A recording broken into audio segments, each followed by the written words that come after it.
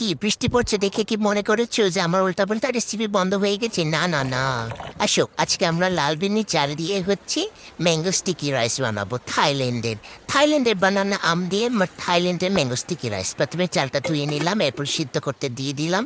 এখন কনডেন্স মিল্কটা নেবো।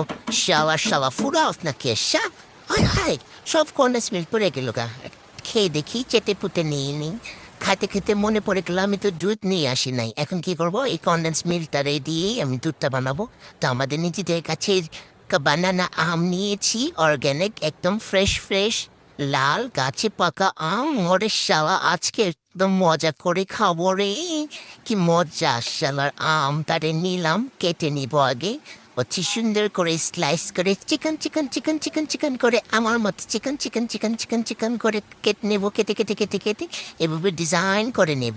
তারপরে সস বানাবো। সসের জন্য আগে দুধটা নিলাম, এরপর এখানে দিয়ে দিব একটু কর্নস্টার্চ দেওয়ার পরে দিবে একটু চিনি দিয়ে আগে গুলায় নেবো।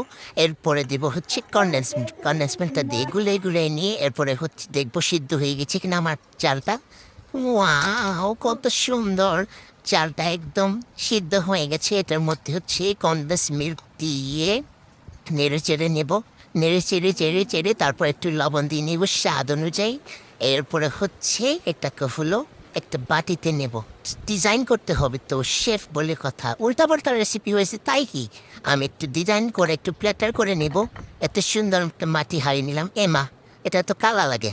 থাক, একটা প্লেট চেঞ্জ করে নিই, সাদা প্লেটের মধ্যে দিয়ে দেবো ম্যাজিক।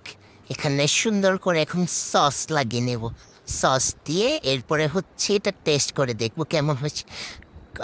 কি মজা! এটা উঠেও না শালা। ওকে, বাই।